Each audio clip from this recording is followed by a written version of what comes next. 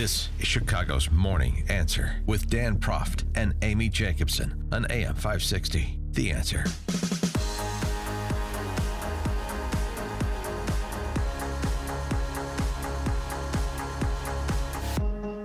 Good morning, Dan and Amy. It's Closing Arguments Week on Morning Answer. You know how much mail you're getting? I'm sure you do.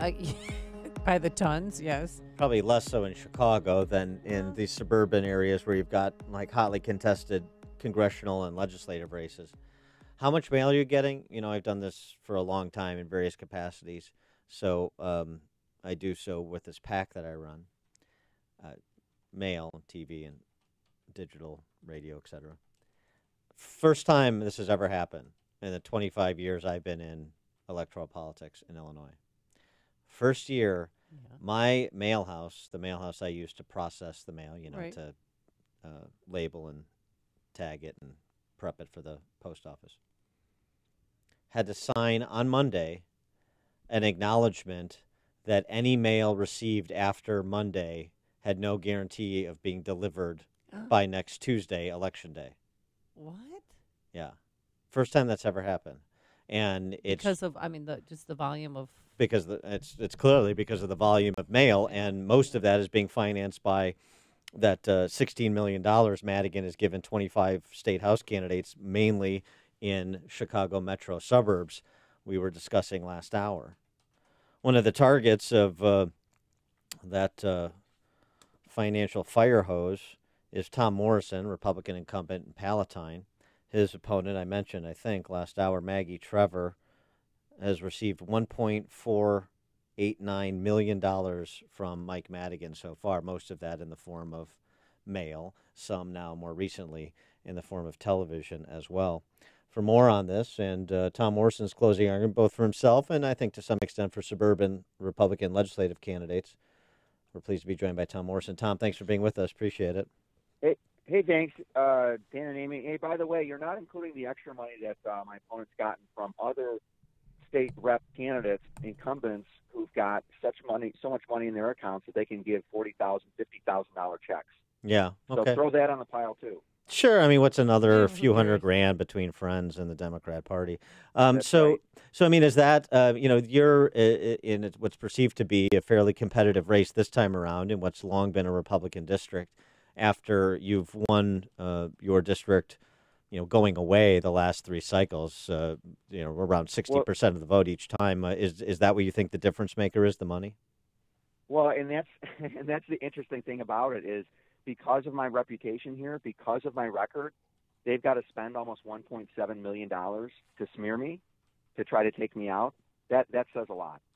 But I feel very good about it because when I go door to door, I don't just go to Republican households. I don't just go to the so-called independents, the people who don't vote in primaries. I will talk to anybody. And sometimes for fun, I will actually go to a house with Democrat yard signs, and I'll talk to them. And they're blown away when I show up at their doorstep because they say, I don't even finish my sentence. Hi, I'm Tom. And they say, oh, we already know who you are because we've gotten 50 postcards about you. But what are you doing at our doorstep? And I'd say, well, you know what? We live in the same district. And actually, we share a lot of the same concerns about the state of Illinois, high property taxes, high taxes in general, our friends and our neighbors leaving the state, and they're nodding their heads. They're like, you get it. You get it. Why are they attacking you? I mean, you actually represent us. And can you do something about Mike Madigan? This is at a Democratic household. Can you do something about Mike Madigan? Wow. And then I, go into my pivot. Well, do you know who votes for Speaker of the House? Do you know how Mike Madigan stays in power? Mike Madigan's a state rep from Chicago. He's a state rep like me. We have the same number of constituents. Mm-hmm. But every 2 years, state reps vote for Speaker. And so as long as Madigan has his cadre, then he gets reappointed Speaker. And that's how he controls his power. And people are like, oh, my gosh, I never knew that. So I will get votes that way. And so I think going into Election Day, I feel very, very good about it because people are seeing through the lies. They are seeing through the smears. They know what my record is. They know how committed and connected I am to this community, to this state, to trying saving this state. And they look at my positions, the stands I've made. There have been times when I thought my party was wrong or some of my party leaders were wrong, and I took an independent stand. This This is a district that was represented by Peter Fitzgerald as a state senator. Right. And I still consider him as a model legislator, statesman. And so people around here who know me and the new people who meet me, that's what they see. That's what they recognize. They look at my endorsements by the Chicago Tribune, the Daily Herald, every single election cycle because of my positions, because of my record.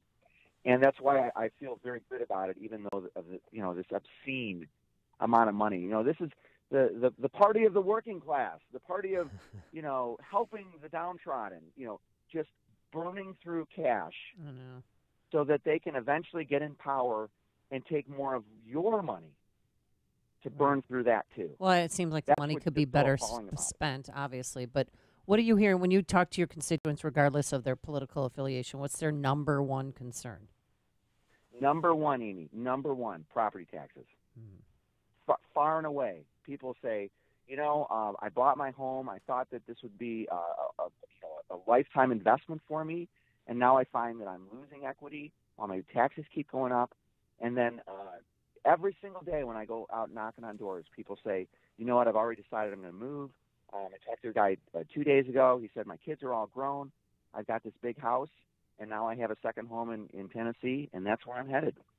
And I get it. I said, look, that's a logical thing to do. Why would you pay $14,000 or $15,000 in property taxes if you're an empty nester? It doesn't make a lot of. Now, some people choose to do that. They can afford to do that. Not everybody can, or not everybody will choose to. And so that's why we just have to keep pressing that message home. It's the right message. And, there are those of us in Springfield who are trying to save the state of Illinois. There is still so much going for this state. It's personnel and policy. It's personnel and policy, and we're right on both of those in both of those aspects. I wonder how much discussion you're having about Trump, because in terms of closing argument I'm making in part through a commercial I started running this week regionally in Chicago, is that this election here in Illinois is not about who's in the White House. It's about saving your house.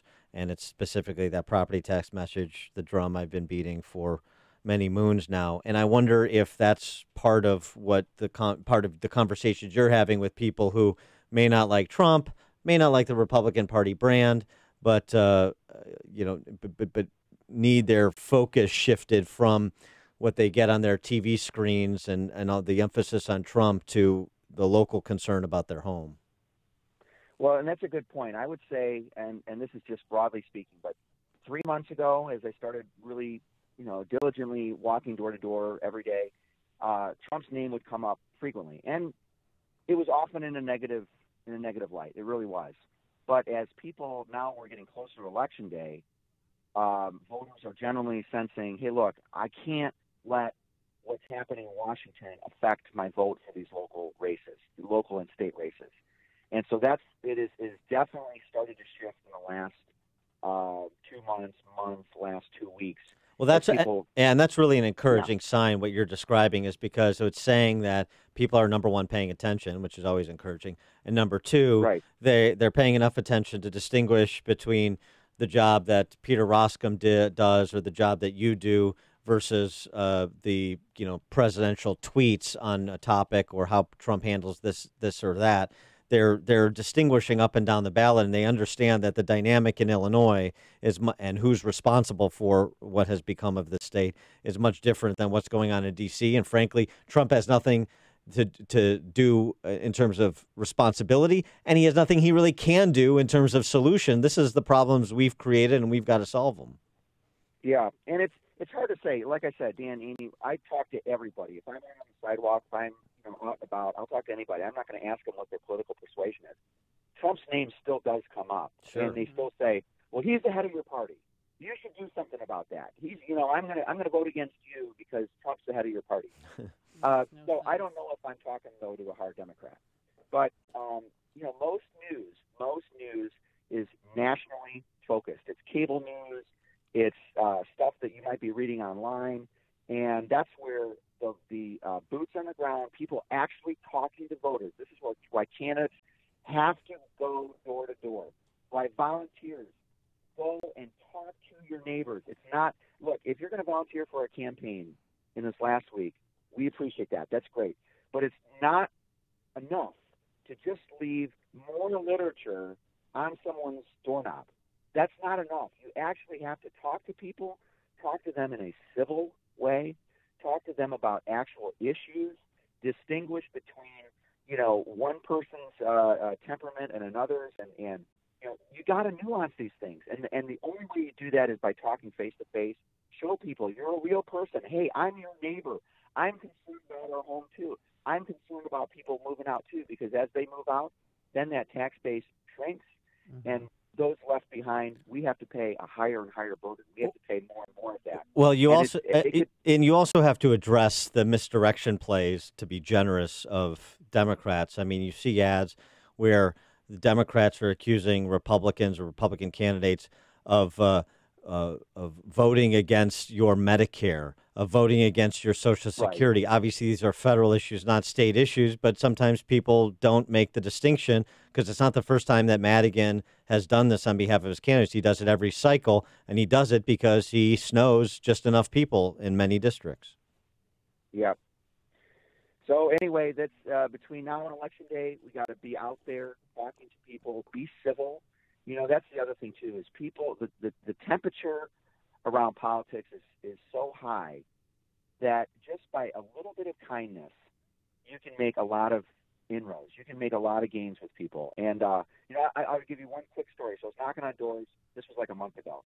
One guy said, again, I don't know what his political persuasion was. He was on my voter database. He said, I'm not voting for any Republican this election. I'm voting straight Democrat. And I said, well, sir, I am your current state representative.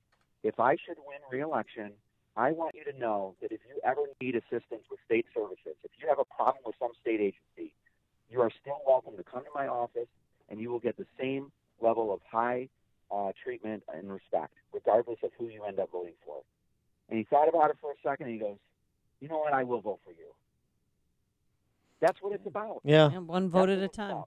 I have to get your response on this too, Tom, because you've got commercials that are being run against you, mail pieces, I'm sure, that are supporting those commercials about this issue of vouching for, I think it was a former teacher at Christian Liberty Academy, a school in Arlington Heights with which you were affiliated, who was subsequently convicted of child sex crimes. And so address the allegation that Maggie... No, that's...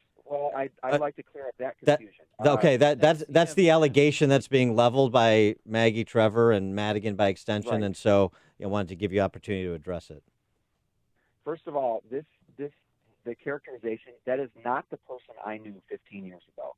This is someone I served with on staff for 3 years, and that's the extent of my note, that this is the person I knew, and this is the...